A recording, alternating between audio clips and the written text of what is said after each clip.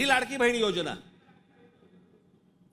या लाडक्या बहीण योजनेची आता काहीतरी 2100 कोटी काहीतरी करणार म्हणे. 2100 कोटी केलं तर साधारणपणे वर्षाला महाराष्ट्र सरकारवरती 63,000 कोटीचं कर्ज होईल.